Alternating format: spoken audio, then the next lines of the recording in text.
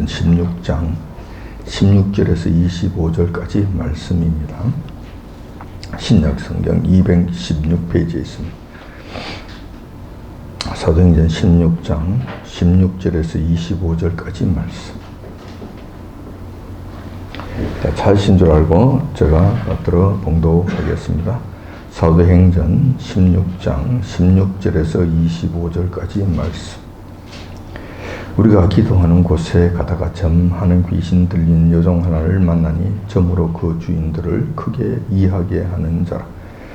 바울과 우리를 쫓아와서 소리질러 가로되 이 사람들은 지극히 높은 하나님의 종으로 구원의 길을 너희에게 전하는 자라 하며 이같이 여러 날을 하는지라. 바울이 심히 괴로워하여 돌이켜 그 귀신에게 이르되 예수 그리스도 이름으로 내가 네게 명하노니 그에게서 나오라 하니 귀신이 즉시 나오니라.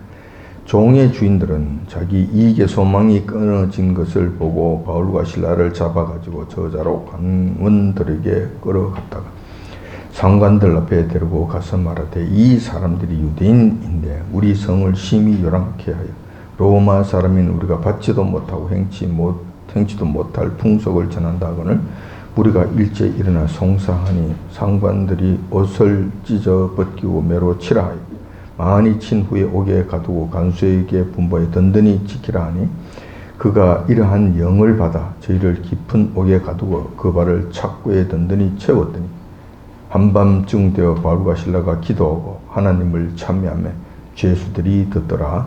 아멘. 본 말씀을 중심으로 해서 빌립보에서 생긴 일이라는 제목으로 말씀을 나누고자 합니다. 빌립보라고 하는 이 도시는 여러분들이 잘 아시는 히랍의 그리스의 알렉산더 대왕의 아버지인 필립 대왕이 세운 도시입니다. 자기 이름을 높이기 위해서 자기 이름으로 세운 그런 도시였습니다. 아주 유서 깊은 도시죠. 그래서 빌립보가 된 겁니다. 자, 그 빌립보는 지금 그리스 북부 지방이 되는데 그때 당시에는 마게도니아 지방이라고 불렀습니다. 그래서 그 지방의 아주 중요한 도시 중에 하나였습니다. 로마 시대 때에는 전쟁터로 유명했고 전쟁이 끝난 다음에 퇴역한 군인들이 대거 이주해서 삶으로 인해서 더 유명해졌던 그런 군사 도시였습니다. 당연히 순수 로마인들이 많았고 로마 시민권들을 가진 자들이 많았습니다. 퇴역한 군인들은 전부 로마 시민권자들이었기 때문에 그런 거예요. 그러므로 인해서 로마 정부로부터도 여러 가지 특혜를 많이 받고 그렇게 지냈던 그런 도시였습니다. 그래서 그런지 빌립보에서는 장사를 주업으로 하는 유대인들이 살지를 못했어요. 거의 없었다라는 거예요. 사도 바울 당시에 빌립보 정도 되는 그 도시에 유대인 회당이 없다는 것은 정말 특이한 현상 중에 하나입니다. 유대인 회당이 없다는 것은 빌립보라는 그 제법 큰 도시에 20세 이상 되는 유대인 성인 남자 10명이 없었다는 의미이기도 합니다. 왜냐하면 유대인들은 성인 남자 10명, 10명만 되면은 회당을 만들도록 되어 있고 그들은 그렇게 만들면서 살았습니다. 그래서 유럽 도시 어느 곳에 가든지 유대인 회당이 없는 그런 도시가 없을 정도로 유대 회당은 많은 곳에 분포되어 있었던 겁니다. 그런데 이 빌립보라고 하는 그 지역만큼은 유대인 회당이 없었던 거예요. 그러니까 그곳에 20세 이상 되는 유대인 남자 10명이 없었다는 증거라는 거예요.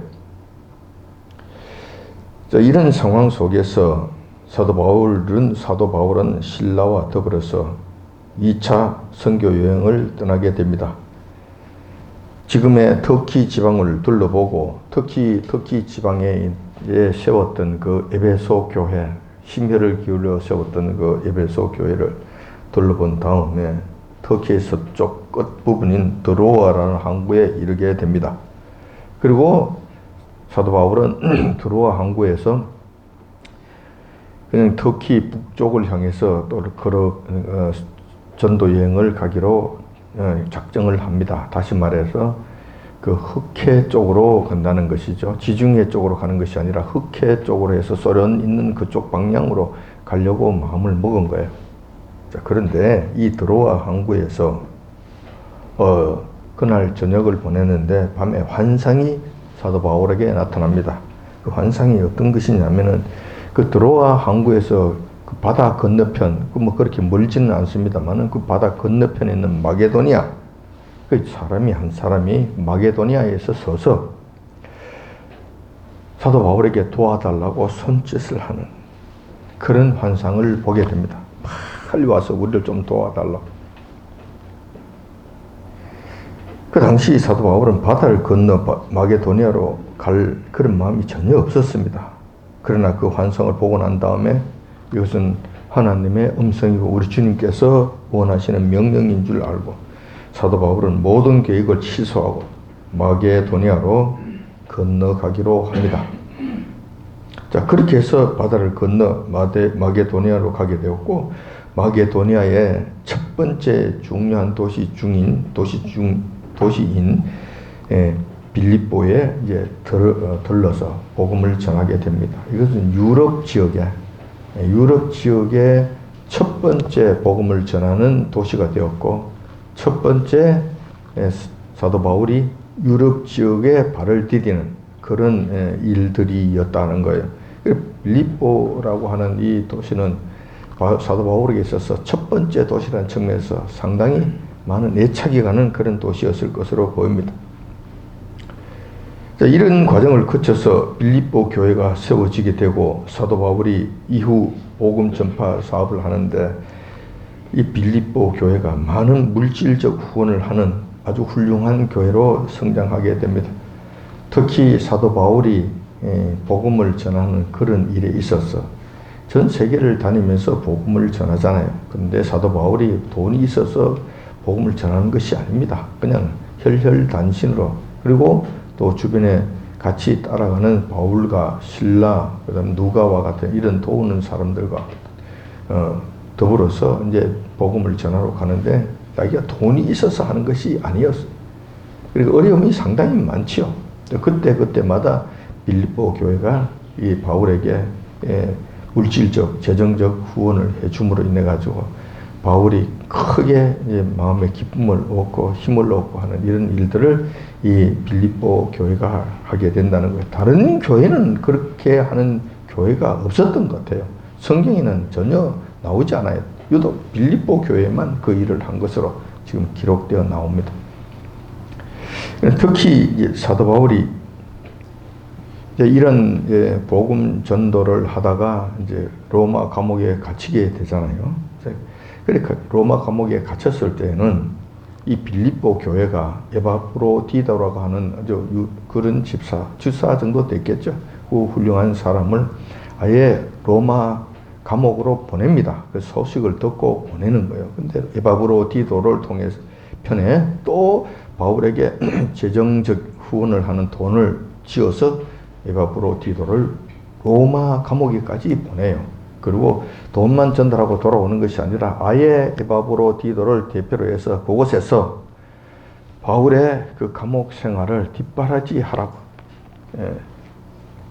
아주 파견을 해서 보내는 이런 일들을 하게 됩니다.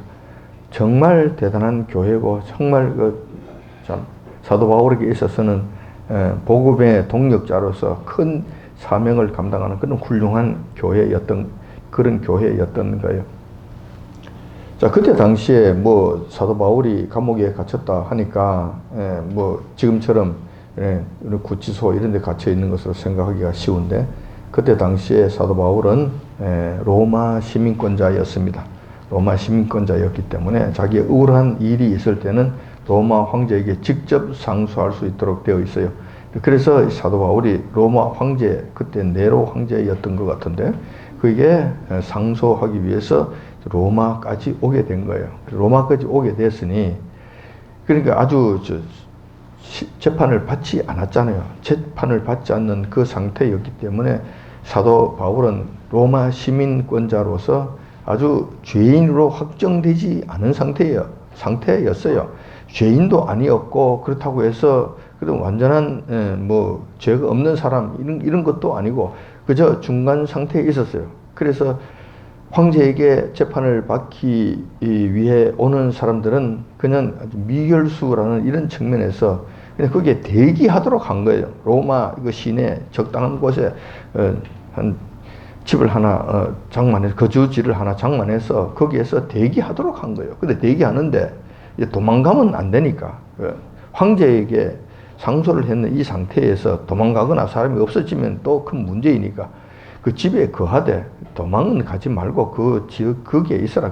그 집에서 살아라. 그래서 그 군사 한 사람이 와서 그 지키고 가지는 못하게 하고 그 안에서 그냥 지내는 거예요.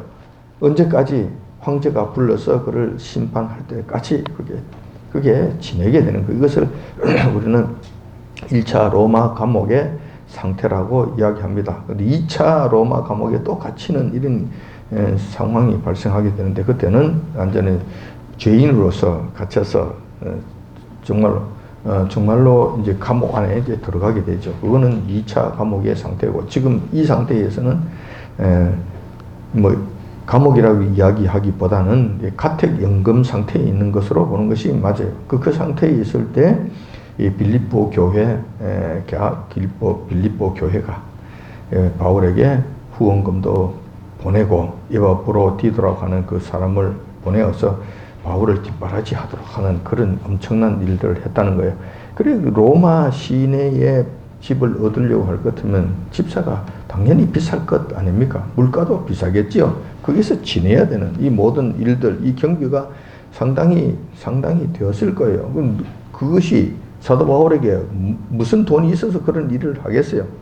요 하나님께서 그것을 아시고 빌립보 교회를 통해서 그 빌립보 교회가 그런 일들을 돕도록 하는 그런 일들을 했다는 것이죠. 참 귀한 교회가 아닐 수 없습니다. 그런데 그때 에바브로디도가 와서 사도 바울을 뒷바라지하면서 한동안 그런 일들을 합니다. 근데 그 황제에게 상소를 했으니까 금방금방 황제가 사도 바울을 불러서 너 무슨 일이냐 해서 들어보고 이건 이렇고 저건 저러니까 이건 이렇다. 죄가 없는 것을 그랬네. 너는 무죄야 하고 하면은 금방 끝나버리는데 그때 네로 황제인 경우에 다른 황제들도 마찬가지지만은 황제들이 그 앉아서 그런 고리타분한 그런 일들을 하려고 했겠는가? 그렇지 않죠. 그래서 놀기 바쁘고 술 먹기 바쁘고 그런 일들을 하는데 그 즐기는 일만 해도 아주 벅차는데 그런 사소한 이런 일들 사도 바울을 불러다가 그래 뭐 심판하는 이런 일들을 하겠느냐라는 거예요. 잘 안 하죠. 차일피일 미루는 거예요. 상당히 1년, 2년, 뭐 몇 년 걸릴 거예요. 사도 바울뿐만 아니라 여러 사람이 있었을 것이니까 어쩌다 한 사람씩 심판을 하게 될 것 같으면 재판을 하게 될 것 같으면 바울의 순서가 오기까지 상당한 시간이 걸렸을 것이다 라는 거예요. 그래서 에바브로디도가 이제 한 상당 기간 동안 사도 바울을 뒷바라지하면서 그를 도우고 그렇게 하다가 이제 때가 되어서 자기 고향으로 돌아가게 됩니다. 자, 돌아가게 되니까 사도 바울이 이제 끝나지는 않았죠. 그렇지만 어쩔 수 없이 에바브로디도가 빌립보 자기 고향으로 돌아가게 되어서 이제 돌아가게 됩니다. 그때 사도 바울이 그에게 편지를 써줍니다. 빌립보 교인들아, 그동안 너희들이 행한 모든 것들이 나에게는 큰 위로가 되었고 큰 축복이 됐다. 근데 에바브로디도 편으로 내가 이야기를 들어보니 너희들이 요디게와 순두게가 서로 싸우고 뭐 다투고 뭐 그런 일이 있다고 하더구나. 그런 일들은 합당치 않으니 그렇게 하지 말고 너희들 서로 낮아지고 서로 도우고 서로 섬기고 하는 그런 일들 했으면 좋겠다. 그리고 항상 기뻐하고 뭐 이런 일들 이런 말씀을 하시면서 그 중요한 편지를 써서 에바브로디도 편에 보내게 됩니다. 그 편지가 바로 우리가 지금 보고 있는 빌립보서라고 하는 아주 훌륭하고 중요한 이런 하나님의 말씀이 된 거예요. 자, 이런 과정을 거쳤던 그런 교회였습니다. 아주 훌륭한 교회라고 하지 않을 수 없는 거예요. 자, 그런데 오늘은 사도 바울이 빌립보 지역을 처음 방문했을 때 당시 그 지역에서 일어났던 어떤 일들에 대해서, 에피소드에 대해서 한번 알아보고자 합니다. 자, 이 일들을 통해서 사탄이 어떻게 역사를 하며 무슨 일들을 하며 이런 것들을 한번 본으로 말미암아 지금 현재를 살아가는 우리에게 교훈을 얻고 모범으로 삼도록 하고자 하는 것입니다. 그 두 번째 선교 여행을 떠날 때 사도 바울은 실라와 더불어서 갑니다. 그런데 사도 바울이 빌립보를 처음 방문했을 당시에는 실라뿐만 아니라 누가도 함께 동행한 것으로 보입니다. 그래서 누가가 옆에서 직접 보면서 직접 체험하면서 느낀 모든 것들을 그 사실을 지금 이렇게 기록한 거예요. 이 본문의 말씀이 이제 그렇게 기록된 것이라는 것입니다. 자, 이 빌립보 성에 처음 들어왔죠. 이제 들어오고 난 다음에 처음에는 아무 일도 못합니다. 뭐가 뭔지 알지를 못하니까 하지를 못해요. 그러다가 좀 안식일을 맞이하게 되니까 이제 기도처로 가게 됩니다. 그때 회당이 없기 때문에 기도처가 된 거예요. 그 기도처는 주로 시내가에 자리를 통상적으로 자리를 잡고 하게 됩니다. 자, 그때는 유대인들만 오는 것이 아니고 이방인들도 같이 오고 그렇게 했어요. 뜻이 있는 사람들은 유대인들이 믿는 그 종교는 어떤 것인가, 그 신은 또 어떤 신인가 해서 여러 가지 백화점식으로 놓여져 있는 여러 가지 이 신들 섬기는 이 중에서 유대인들이 섬기는 신 그것도 우리가 한번 알아보자 하는 식으로 해서 이제 오는 그런 이방인들이 있었던 거예요. 그런데 그때는 회당이 없었기 때문에 그 기도처라고 하는 벌판, 그런 냇가에 아무도 없는, 누구도 관심을 가지지 않은 그곳에 이제 사람들이 몇 명이 모여서 이제 기도를 하는 이런 일들을 했던 것이죠. 그곳에 사도 바울 일행이 가게 됩니다.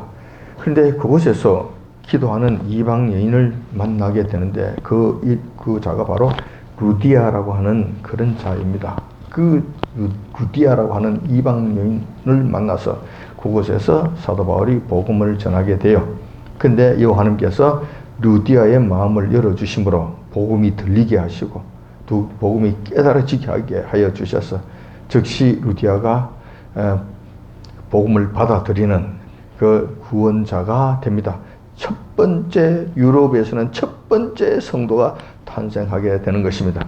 근데 여러분들이 아시는 바와 같이 루디아는 그때 여성으로서 굉장히 드물게 사업을 하는 자였었습니다. 그것도 그 사업도 다른 사업이 아니라 자주 옷감을 거래하는 그런 사업가였다는 거예요. 그때 당시에 자주 옷감은 황제들이나 입는 아주 귀하고 값비싼 옷감이었어요. 그 옷감을 이곳저곳을 다니면서 이제 팔고 하는 그런 사람이었다는 것이죠. 빌립보에는 고위 군인들 출신들이 많이 있잖아요. 그래서 그들 중에서 몰래 이 황제가 사용하는 그런 옷감, 그런 색깔, 이것을 가져와서 자기들이 사용하고자 하는 그런 자들이 꽤 있었던 것 같아요. 그래서 루디아가 빌립보까지 흘러 들어온 거예요. 그래서 이 루디아는 남자들도 하기 힘든 그 국제관계 무역을 하면서 제법 규모가 큰 사업을 했던 사람으로 보입니다. 여자로서 그냥 일반적인 여자가 아니라 상당히 여장부 같은 그런 일들을 했던 사람으로 보여요. 자, 이런 사람이 첫 번째 복음을 받아들이게 됩니다. 그리고 난 다음에 루디아가 그 즉시 성령님의 감동하심을 따라서 사도 바울과 그 일행들에게 여러 가지로 이제 후원을 하기로 작정을 합니다. 마음을 먹습니다. 왜냐하면 자기는 재력이 있잖아요. 상당히 꽤 큰 재력을 갖고 있었던 사람으로 보여요. 그래서 즉시 이곳저곳 천막 밑에서 잠을 자지 말고 우리 집이 크니 우리 집에 와서 지내도록 하십시오. 지내는 동안에는 숙식을 제가 제공하겠습니다. 뭐 이렇게 된 것 같아요. 그래서 아예 루디아의 집을 그 사도 바울과 그 일행이 쉴 수 있고 지낼 수 있고 복음을 전할 수 있는 기지로 제공하게 됩니다. 빌립보 교회가 사도 바울 이후로 사도 바울에게 이런저런 재정적 후원을 많이 해준 것은 이러한 루디아와 같은 이런 사람들이 기초를 닦은 이 교회이기 때문에 그렇지 않겠나라는 생각이 들어요. 그리고 이 빌립보 교회도 루디아가 세운 교회가 아니겠나 하는 생각을 해봅니다. 이거는 어디까지나 제 개인적인 추측이고 학자들도 그렇게 생각하는 자들이 꽤 있습니다. 교회 장소를 마련해 준다는 것은 재력이 일단 돈이 있어야 되기 때문에 첫 번째 그런 회심을 하고 자기 집을 바울 일행에게 내어줬던 루디아이기 때문에 그런 일도 자기 집을 교회로만 내어줬던가 그렇지 않고 자기 집 일부를 교회로 가정교회로 내어줬던가 그렇지 않으면 다른 적당한 집을 사서 교회로 사용하도록 했던가 그런 일들을 하지 않았나 하는 생각이 든다는 것입니다. 자, 이렇게 해서 빌립보에 자리를 잡은 바울 일행은 복음 전도의 일을 본격적으로 시행하게 됩니다. 그날 또 바울 일행은 아침 식사를 마친 다음에 복음 전파를 위해서 집을 나섭니다. 그런데 난데없이 한 어린 소녀가 바울 일행의 뒤를 따라오면서 이상한 소리를 질러댑니다. 근데 그 이상한 소리라고 하는 것은 정말 이상한 소리가 아니라 이런 말을 하는 거예요. 이 사람은 지극히 높은 하나님의 종으로 구원의 길을 너희에게 전하는 자라. 이런 소리를 지르는 거예요. 물론 이런 말은 틀린 말이 아니었고 사도 바울 일행들의 고귀한 신분을 많은 사람들에게 알리고 전파하는 것이었기 때문에 굳이 나쁘다고 할 수 없는 일이기도 했습니다. 근데 문제는 그렇게 소리 지르며 따라오는 소녀가 귀신 들려서 점을 치는 어린 여자아이였다는 것이었어요. 바울 일행이 오기까지 이 빌립보라는 이 도시는 복음을 전해 들은 적이 전무한 지역이었습니다. 따라서 바울의 일행이 지극히 높으신 하나님의 종들이란 사실을 알 수 있는 방법이 없었어요. 아무도 알 수 있는 것이 아니었다는 거예요. 그런데 그 조그마한 소녀가 아무런 사전 가르침도 없는 상태에서 사도 바울 일행을 보고 지극히 높으신 하나님의 종이라는 사실을 소리 지른다는 이것은 아주 신기한 일이기도 하고 이 특별한 일이라고 하지 않을 수 없는 것입니다. 당연히 그 소녀가 이렇게 중요한 하늘의 비밀을 알게 된 것은 자신의 능력이 아니겠지요. 자신의 지식이 아니겠지요. 그녀를 사로잡고 있던 귀신이 알려준 것이 분명해 보입니다. 그 귀신이 그 소녀의 입을 통해서 그러한 소리를 지르도록 했다는 것입니다.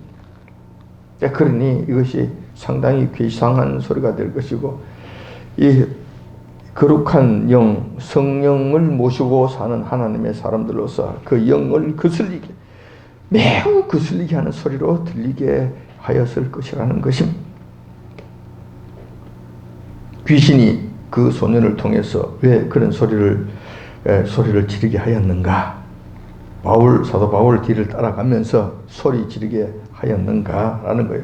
지금 이 시점에 와서 그 이유를 완전히 알 수는 없지만 대충 한 가지 사실만은 알 수가 있습니다.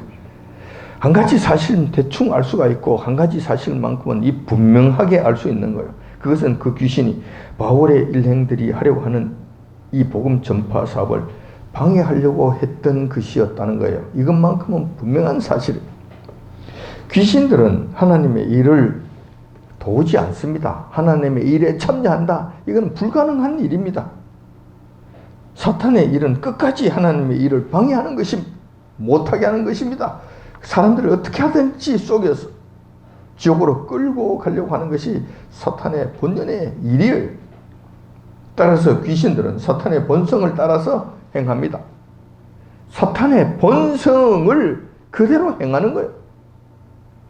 그래서 이 귀신들은 하나님을 대적하며 악을 행하며 하나님의 복음을 전하는 일들을 방해한다는 거예요. 그것이 그들의 본업이라는 거예요. 어느 곳에서든지 어느 지역에든지 그리고 어느 시대에서든지 복음을 전하는 것을 방해하거나 하나님을 경외하는 것을 막거나 교묘한 방법으로 그것을 방해하는 이 모든 일들은 그 배후에 반드시 사탄이 있다는 것을 여러분들이 기억하시기 바랍니다. 하나님의 사람과 성령님은 절대로 그것을 방해하지 않습니다. 오히려 장려하고 북돋우고 힘을 주시고 권면하고 그렇게 하도록 자꾸 이끌어 주시는 거예요. 자, 이런 일들이 일어났을 때 바울은 어떤 심령이 되었을까라는 거예요. 바울은 사탄과 귀신들의 실체를 누구보다 잘 알았습니다. 특히 귀신들에게 붙잡혀서 귀신 들린 상태로 살아간다는 것이 얼마나 처참하고 고통스러운 일인지 잘 알았습니다. 이 어린 소녀의 경우는 어려서부터 귀신 들렸으므로 그녀의 일생은 이제 더 이상 어떤 희망조차도 가질 수 없다는 점에서 너무 불쌍한 존재였다는 거예요. 사도 바울은 이러한 사실을 즉시 알아보고 그를 가엽게 참 긍휼히 여겼을 것이 분명하다는 것입니다. 또한 마게도니아 지방에서 처음 들어간 빌립보 도시에서 성공적으로 복음을 전하고자 하는 바울에게 있어서 복음 사업에 방해가 되는 이런 일들은 생겨서 안 된다는 이런 마음도 가졌을 것입니다. 그런데도 아침마다 복음을 전하러 길을 났을 때마다 언제 나타났는지 그 소녀가 뒤따라오면서 방해를 하는 것이 심히 괴로웠을 것입니다. 사도 바울은 소녀의 방해가 소녀 자신의 의지가 아니라 그 소녀를 사로잡고 있는 귀신의 소용이라는 사실을 잘 알고 있었습니다. 따라서 이런저런 원인들로 인해 그 소녀에게 들어가 온갖 못된 짓을 하는 이 악한 귀신을 쫓아내기로 작정을 합니다. 그날 또 바울 일행은 소리를 지르며 뒤따라오는 그 소녀를 만나게 됩니다. 그러자 사도 바울이 그 소녀를 틀어쥐고 사로잡고 못된 행동을 못된 짓을 하는 그리고 복음 사업을 방해하는 이 귀신을 쫓아내기로 작정합니다. 그리고 그 일을 시작합니다. 사도 바울이 이렇게 명합니다. 그 귀신에게 이르되 예수 그리스도 이름으로 내가 네게 명하노니 그에게서 나오라 하니 귀신이 즉시 나오네요. 이런 일들을 하게 된다는 거예요. 여기서 우리가 주목해 봐야 할 중요한 사실이 두 가지가 있습니다. 첫 번째 사실은 사도 바울이 그 소녀를 보고 그 소녀를 향해 명령을 하였는데 그 소녀에게 명령한 것이 아니라는 거예요. 여러분들 이 사실을 잘 아셔야 돼요. 사도 바울이 오늘 본문 말씀도 그러잖아요. 그 소녀에게 명하여 가라사대 바울아 귀신아 나오라고 명한 것이 아니라 그 귀신에게 명하여 가로되 나오라고 명한 거예요. 그러니까 그 소녀를 미워한 것이 아니라는 거예요. 그 소녀가 사도 바울의 대적이 아니라는 거예요. 그 안에 들어있는 이 귀신이 사도 바울에게 있어서는 대적이 되는 것이고 상대가 되는 것이고 그 귀신이 미워하는 그 대상이 된다는 거예요. 그 귀신이 문제의 근원이었다는 이 사실을 사도 바울은 정확히 깨뚫고 그 안에 들어있는 귀신을 향해서 소리쳤다는 거예요. 자, 우리도 그렇게 해야 됩니다. 귀신 들린 사람을 여러분 미워하지 마세요. 사도 바울은 귀신 들린 그 소녀를 미워하지 않았습니다. 오히려 불쌍히 여겼습니다. 가엽게 여겼습니다. 그리고 그 안에 들어가 있는 이 귀신을 미워했다는 거예요. 그래서 그 귀신을 쫓아내고 소리치고 야단을 치고 그래서 추방을 했다는 사실입니다. 자, 이것이 우리에게 지금 무슨 상관이 있느냐? 그래요? 내가 언제 귀신 들린 사람을 미워했나? 그렇지 않지. 이렇게 이야기할지 모르겠습니다. 그런데 여러분, 과거에는 귀신이 들리면 이런 행동을 보였어요. 그냥 소리 지르고 귀신 들린 모습이 보였어요. 그리고 인격에 현저한 장애를 보여요. 이상한 행동을 한단 말이에요. 이상한 모습을 즉시 알아볼 수 있는 이상한 행동들을 해요. 상식적으로 말이 안 되는 일들을 행해요. 자, 분명히 말씀을 드렸습니다. 이상한 행동을 한다. 상식적으로 말이 안 되는 일들을 한다. 자, 이건 여러분들이 잘 이해해요. 저도 어릴 때 귀신 들린 사람을 봤어요. 그 어떤 그 시골집 그 문간방에다가 이제 가둬놨고, 그때 문을 잠가놨는데, 우리가 지나가거나 할 것 같으면, 그때는 전부 다 사리문, 그냥 문풍지로 발라놓은 그런 조그마한 그 문이잖아요. 그냥 조그마한 문이잖아요. 그 문을 막 뜯으면서, 손으로 막 뜯으면서 그 문을 쥐고 막 흔들면서 막 이런단 말이에요. 그걸 뭐 지나가다가 깜짝 놀래가지고 도망가기도 하고, 여기다 돌을 몇 개 던지기도 하고, 뭐 그러고 가기도 하고 그랬어요. 그래서 귀신 들린 사람 우리가 즉시 알아봐요. 그런데 요즘은 그렇지 않다니까요. 요즘은 정말 귀신이 들려도 아주 고상하게 귀신이 들립니다. 저런 식으로 귀신 들리는 사람은 없어요. 평소에 보면 멀쩡하다니까, 괜찮다니까. 그런데 보면은 결정적인 순간이나 어떤 상황이 왔을 때 가끔씩은 이상한 행동을 한다니까요. 상식적으로 도저히 이해가 되지 않는 일들을 한다니까요. 인격이 파산된 그런 모습들을 보인다니까요. 지금도 그래요.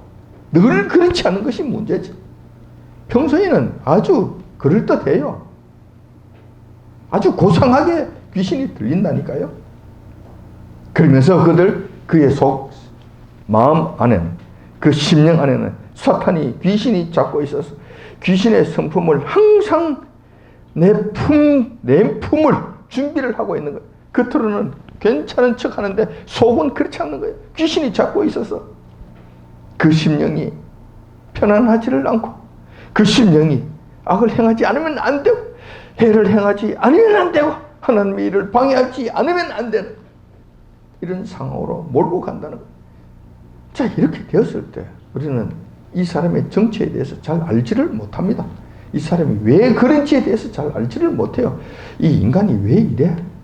왜 이러냔 말이야. 왜 이런 일들을 하냐? 왜 이런 짓을 하느냐고. 그러면서 내가 왜 그러면서 그걸 미워하게 돼 있는 거예요. 조금만 보십시오. 조금만 더 깊이 보십시오.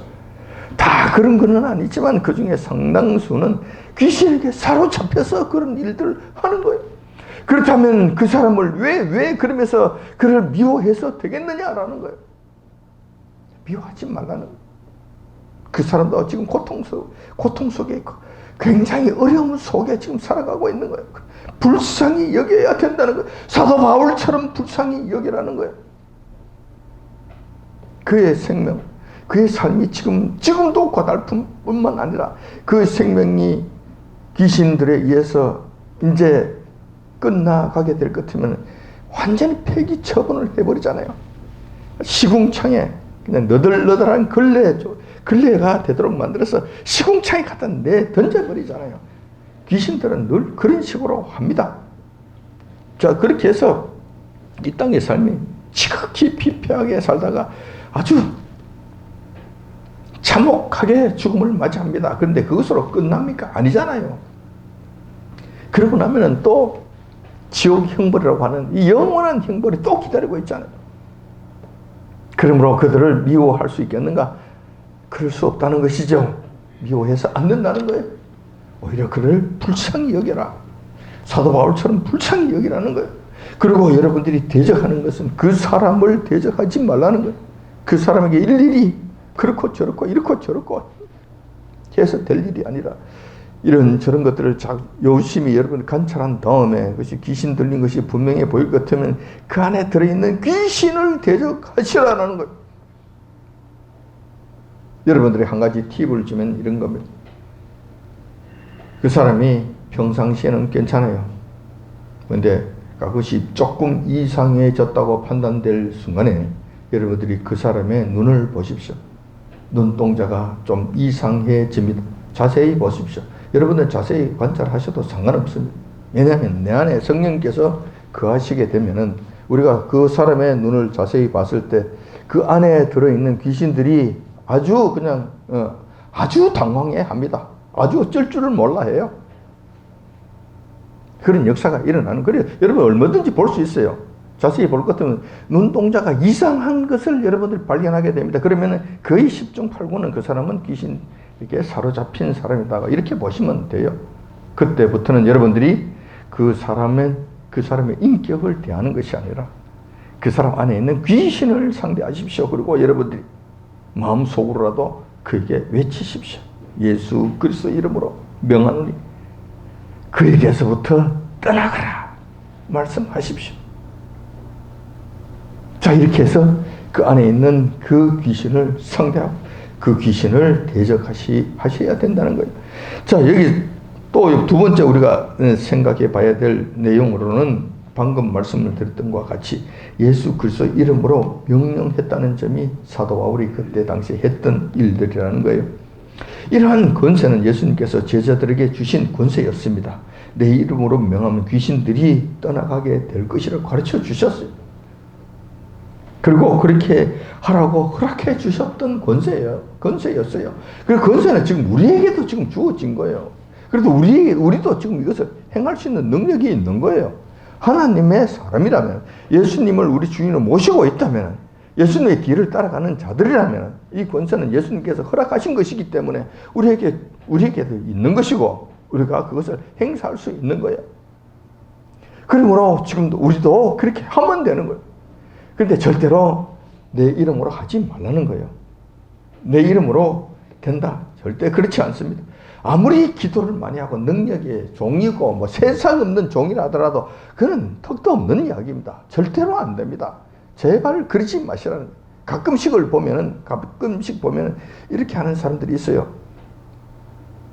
기도 많이 했다고 그러고 뭐 능력이 많다고 그러고 귀신을 많이 쫓아냈다고 하는 이런 사람들이 가끔씩은 귀신아 나가 귀신아 나가 귀신 나가 이렇게 하는 사람들이 있어요. 내가 이런 것을 본 적이 있다니까. 직접 경험한 적이 있다니까. 자, 그러면 어떤 일이 생기는 줄 아세요? 두 가지 현상으로 나타납니다. 귀신 들린 사람 앞에서 나가 했을 때 첫째, 귀신이 정말 도망을 가요. 떠나간다니까. 자, 이렇게 되면은 이제 좀 큰 문제가 생깁니다. 이렇게 되면은 더 큰 문제가 생깁니다. 이 사람은 자기 능력이 귀신을 쫓아낸 줄 알아요. 착각을 하게 되는 것이죠. 이렇게 되면 이 사람은 진짜 마귀에게, 귀신에게 또 다시 쏘아서 귀신의 길로 들어가게 되는, 더 큰 귀신의 길로 들어가게 되는, 이 사람 망하는 길로 가는 거예요. 능력의 종이 아니라 망하는 종이 되어서 망하는 길로 가게 되는 거예요. 큰 문제가 생기는 거예요. 온팍 쏘는 거예요. 그냥 그대로 쏘가버리는 거예요. 귀신이 떠나가니까. 그런데 그러면은 그 귀신이 떠나갔는데 그럼 귀신이 떠나가고 끝나는 것인가? 되는 것인가? 아니죠. 그 사람은 떠나간 척하고 귀신 다시 돌아옵니다. 다시 돌아온다니. 나중 형편이 더 나빠지면 더 나빠졌지 좋아지질 않는 거예요. 금방은 떠나간 것 같아요. 목사님 감사합니다. 귀신이 떠나갔네요. 할렐루야. 감사금하고 축복하고 뭐 찬송 부르고 생난리가 났어요. 근데 집에 들어가면 며칠 집에 돌아가면 귀신이 다시 들어오는 거예요. 며칠 안 가서 귀신 다시 들어오는 거예요. 그래서 또 오는 거예요. 또 와. 그러면 또 왜 나가던 귀신 왜 들어와? 왜 또 왔어? 나가! 또 이런단 말이에요. 이런 것을 제가 봤습니다. 직접 봤어요. 그런데 여러분 그렇게 하는 것이 아니에요. 그렇게 하면은 그 사람도 망하고 자기도 망하고 같이 다 망하는 거예요. 분명히 말씀을 드립니다. 인간의 능력은 귀신을 이길 수 없습니다. 지금 이 땅에 사는 날 동안까지는 절대 못 이깁니다. 절대 능가할 수 없습니다. 그렇기 때문에 우리의 힘으로 귀신을 쫓아낼 방법이 없다. 예수 그리스도 이름만이 그를 쫓아낼 수 있는 힘이 되고 능력이 되고 권세가 된다는 사실을 분명히 기억하시기 바랍니다. 그리고 예수 그리스도의 이 권세, 이 이름의 권세는 너무 크시기 때문에 귀신이 떠나가게 되고, 귀신이 떠나가게 되면 다시 돌아오지 않습니다. 한번 예수님의 이름과 예수님의 권능과 예수님의 능력으로 귀신이 떠나간 상태에서는 완전히 새롭게 되어진다는 것이. 자, 그렇게 하시기 바랍니다. 이렇게 해서 우리가 두 가지 교훈을 사도 바울을 통해서 우리가 얻을 수 있다는 거예요. 이번에도 어김없는 예수 그리스도의 이름의 권세로 인해 그 소녀를 사로잡고 있었던 귀신이 단번에 쫓겨나게 됩니다. 이러한 신기한 현상은 지금도 계속되고 있습니다. 예수님의 이름의 권세는 영원히 살아 역사하시기 때문에 그렇습니다. 가끔씩 이런 기적의 역사는 사도행전 시대에나 일어나는 것이지, 지금과 같이 과학 만능 시대 속에서는 또 현대 사회에서는 일어나지 않는다라고 떠들어대는 사람들이 있습니다. 그것도 소위 학자라는 사람들, 신학자라는 사람들이 이런 소리를 하는 자들이 있습니다. 그런데 그것은 절대로 사실이 아닙니다. 그렇지 않습니다. 그 학자, 그 사람은 자기가 능력이 없기 때문에 못할 거예요. 믿음이 없기 때문에 못할 거예요. 자기 안에 성령께서 거하지 아니하심으로 말미암아 성령님의 권능이 없기 때문에 예수 그리스도의 이름에 능력을 행사할지 못할지 모릅니다. 그래서 귀신이 떠나가지 않을지 모릅니다. 그러나 하나님의 사람들에게는 지금도 이하자 이러한 권세는 있고, 그러한 일들은 지금도 계속 일어나게 된다는, 여러분들이 하십시오. 하나님의 자녀라면 담대하게 하십시오. 여러분들의 능력으로 하는 것이 아닙니다. 우리 주님의 능력, 우리 주님께서 주신 그 권세로 그 일을 하는 거예요. 주님의 이름으로 하는 거예요. 했을 때 지금도 일어나게 될 것이고 앞으로도 일어나게 될 거라는 거예요. 자, 이렇게 해서 그 소녀에게 귀신을 쫓아내는 그런 일들을 행하게 됩니다. 그러자 두 가지 상반된 현상이 나타나게 됩니다.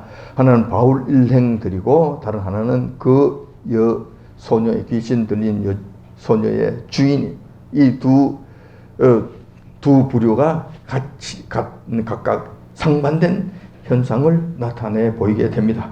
바울 일행을 비롯한 대부분의 사람들은 굉장히 놀라고 축하할 만한 일이 되어서 축하를 기뻐합니다.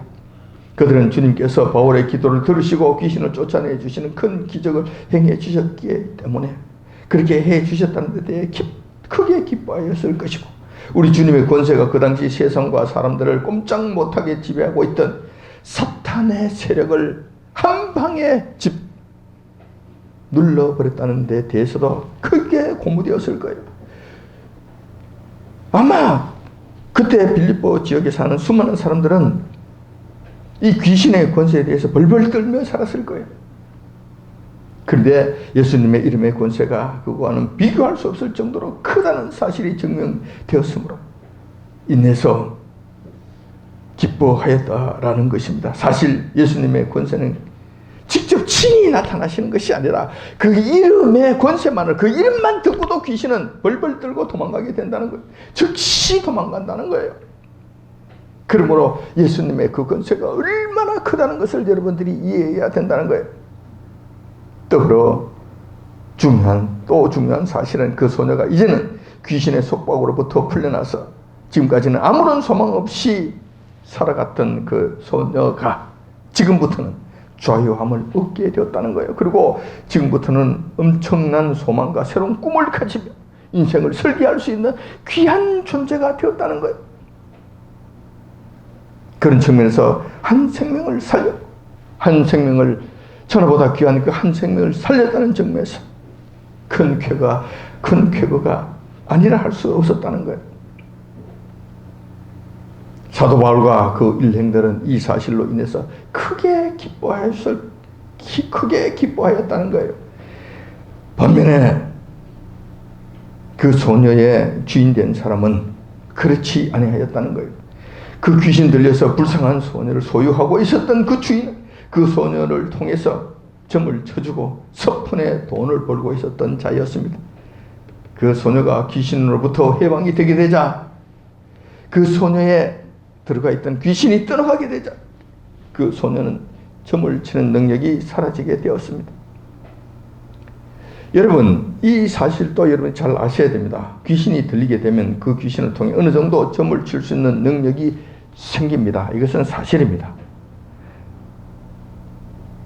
과거 사실에 대해서는 귀신들이 귀신같이 알아맞춥니다. 왜냐하면 이 모든 것들을 자기들이 봤기 때문에 그래요. 그러나 앞날에 이런 귀신도 알 수가 없습니다. 절대로 알 수가 없습니다.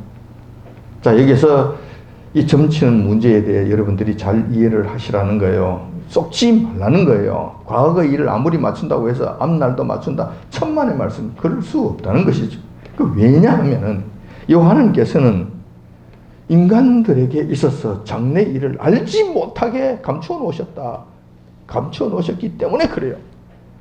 우리의 일들이 장래에 어떻게 되어 갈 것인지 하나님께서 감추어 놓으셨기 때문에 아무도 알 수 없다는 거예요. 누구도 알 수 없다는 거예요. 하나님만이 알 수 있다는 거예요. 그러니 귀신이 어떻게 알겠냐는 거예요. 절대 알 수 없는 거예요. 그래서 여러분 점치러 가지 마십시오. 이건 또 속는 일이 되는 거예요.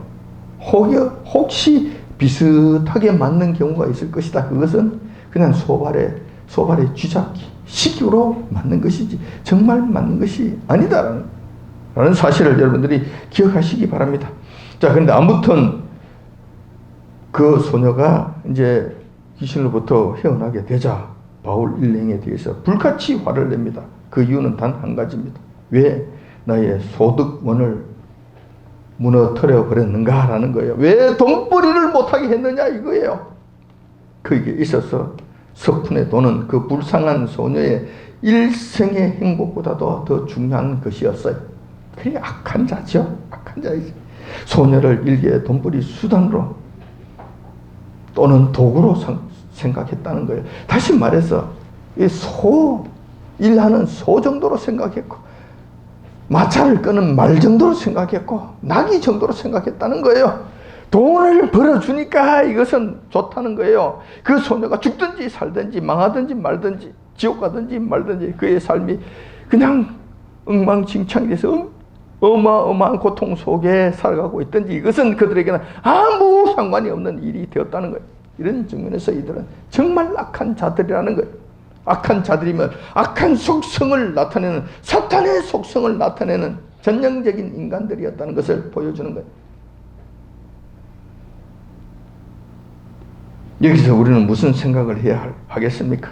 그 점치던 소녀가 귀신 들리고 귀신에 사로잡혔던 것은 사실입니다. 그렇다면 그런 소녀를 통해 돈을 벌고 있던 쥐는 과연 어떠한 존재였는가? 귀신과 상관이 없는 자였는가? 귀신과 상관이 있는 자인가? 라는 거예요. 조금 전에도 제가 말씀을 드렸습니다만은 귀신 들린 사람은 이 소녀처럼 그냥 삶 전체가 그렇게 확실하게 나타나는 경우가 있고, 그렇지 않고 고상하게 귀신에 사로잡혀서 귀신의 뜻을 행하며 귀신 노릇을 하는 사람도 있다라는 것을 제가 말씀을 드렸습니다.